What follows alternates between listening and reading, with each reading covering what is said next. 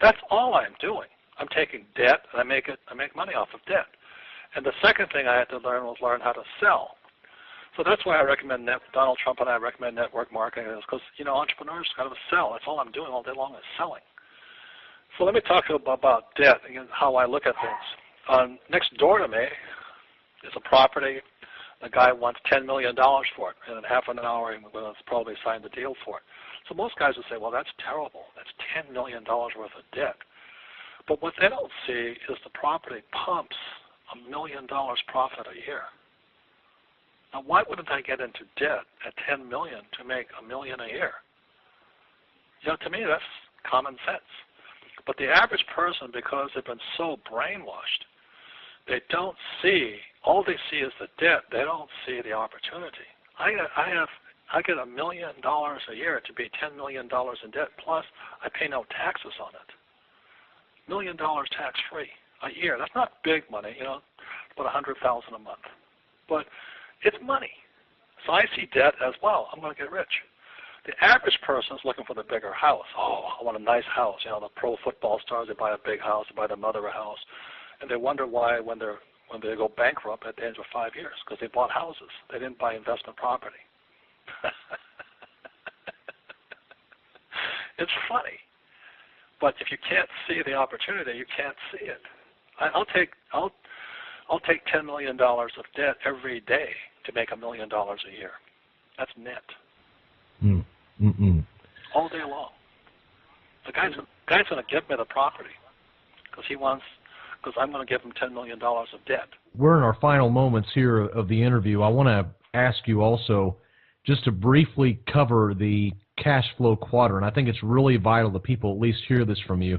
In 2000, you wrote an excellent book called The Cash Flow Quadrant, in which you laid out 4 different financial paths that each individual can take. Right. Just briefly talk about each of those and which one that you think is obviously the best one for people to be in. Yeah, the quadrant stands for the 4 people that make up the world of business. You always got to have these 4 people. E stands for employees. So you could be the CEO and still be an employee, like Jack Welch was an employee.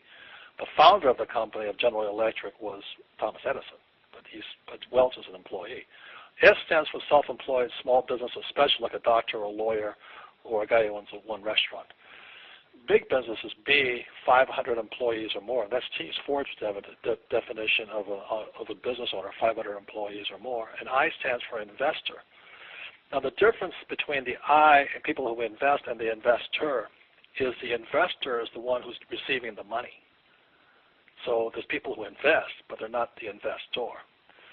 So the reason I became a B and the I was because I'm always raising capital to make me richer. So I go to these pension funds and say, I want to buy this corner property. I need $10 million. Will you give it to me? So, oh, sure, please. So I pay them the interest on $10 million, but I make the $1 million net on it. I'm an investor. I'm not investing. I use other people's money.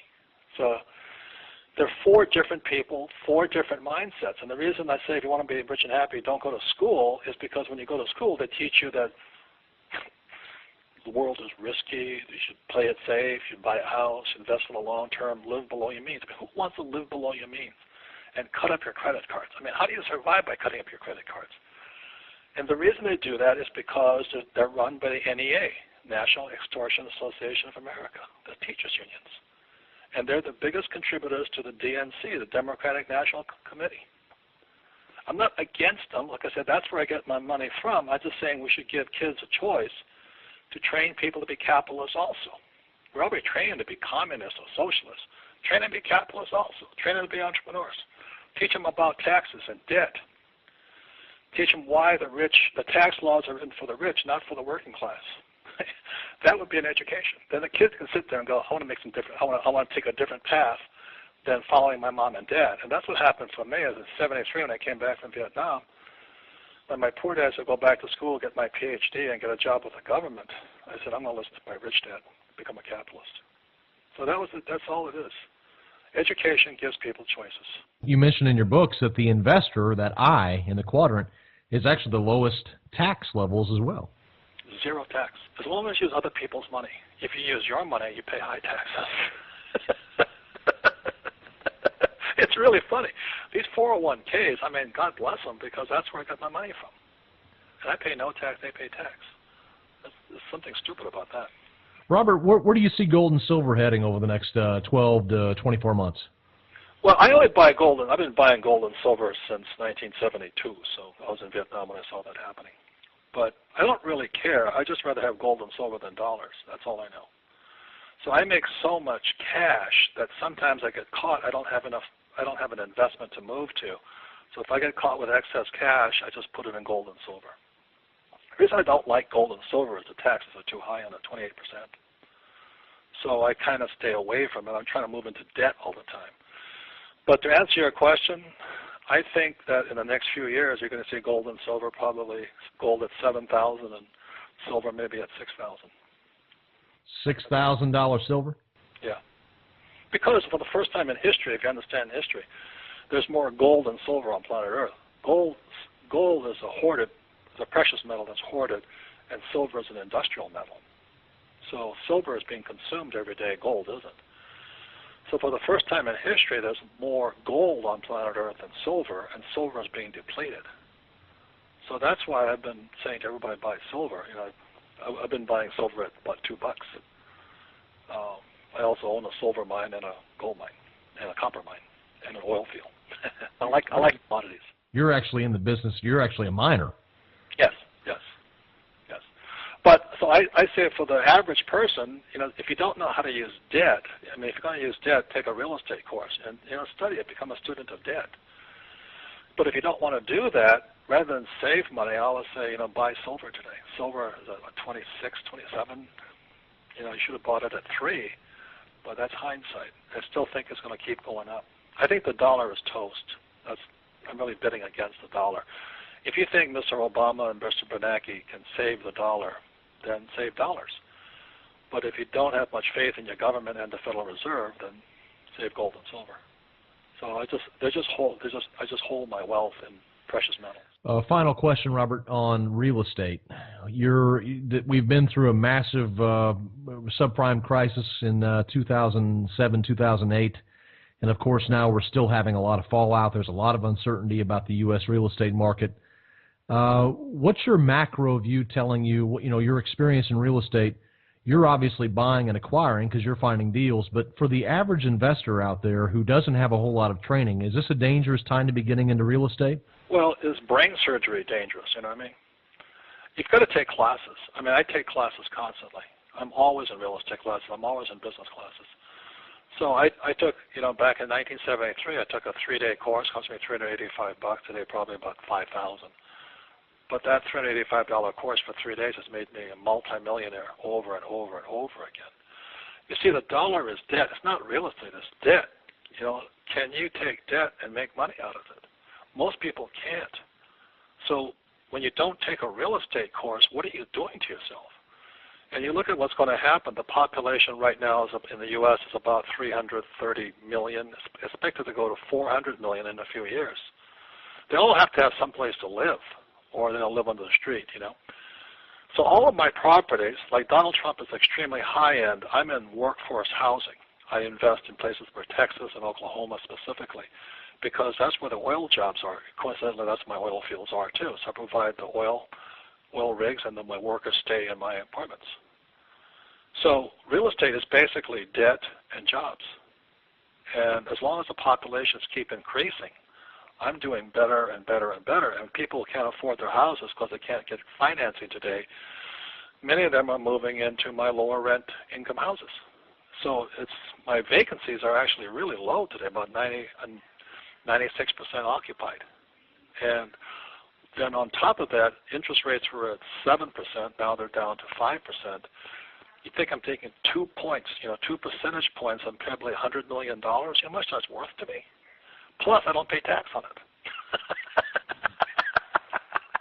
I love capitalism. And that's all I'm saying to people is you want to be a communist, go to school. You want to be a capitalist, you got to go someplace else. Robert, if you could leave our audience with one thought or one idea, what would you leave them with? Well, your greatest asset is your mind. But if you don't invest in it by, attending classes and have coaches, and that's what we do, is we provide people the wherewithal to expand their mind. The mind is unlimited. It's like I said, This guy comes up to me and says, I want $10 million for that property. I said, how much money will I make? He says, $1 million a year. I'll take it. But the average person will say, I don't have $10 million. Well, they just lost $1 million of tax-free income. What is that worth to you? Oh, I just don't want to take the time. I said, okay, good. You made your choice. I made my choice back in 1973. I'd rather see the $10 million worth of debt and make $1 million profit tax-free. That makes sense to me. To people like my poor dad, it doesn't make sense. Does that make sense to you? Sure does. And whatever makes sense to you. To me, to work hard all my life and get paid $250,000 a year and pay $175 of that in taxes is stupid. I'd rather make $1 million a month and pay no tax. But that takes education. And I spent my life training to do that. You know, hear of compounding interest. Well, there's compounding education also. So the more you learn, the more you make, the less you pay in tax. But most people are not willing to invest in their education, and that's their problem. They go to school, get another job, and then become a communist and expect the government to take care of them. Well, I really appreciate your dedication to helping people understand, opening their eyes. You've written tons of books. They have all had the same information you're talking about right now. So I would encourage people, at least if they haven't read Rich Dad, Poor Dad, to go out and get it. And if they have, I think The Conspiracy of the Rich is a book they should go pick up. If our audience would like to learn more about you and your work, Robert, how can they do so? Well, my website is richdad.com, and they have a whole series of events. And we're an international company. I have offices all over the world. But we have programs. You know, I think the best thing I ever did was create the cash flow board game, because that's how I learned. I started playing Monopoly.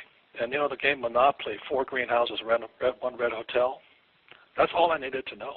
I said, every month I have 1 greenhouse, I get this, 1 red hotel, I get this much. He goes, yeah. So why would I go to school? So now I own red hotels. Interesting. That makes sense to me. And I pay no tax. That makes sense to me. I provide a lot of jobs. That makes sense to me.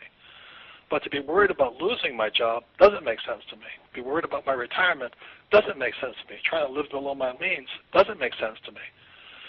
Saying my house is an asset is not sensical to me. But if it makes sense to you, then that's your choice. It's a free country. And I'm saying we have the choice of who do we listen to, my poor dad or my rich dad. And I made my choice. Very interesting stuff, Robert. I really appreciate you coming on the program with us today, Follow the Money Weekly, and wish the best of luck to you. And I know you have another book coming out soon. Yeah, I think next March is called An Unfair Advantage. Unfair Advantage. And it's about how I use debt and taxes to get rich. Again, the tax laws are written for capitalists. If you just know that, you go, oh, that's simple. Now what are you going to do about it? But if you went to school, you're being trained to be a proletariat, communist, labor unions. So you'll be getting into the rules of the rich in that book as well, kind of delving into, because many people don't realize that tax laws not only favor the rich, they make the rich richer. The tax laws are incentivized by the government to have capitalists do what the government cannot do, like provide housing and drill for oil.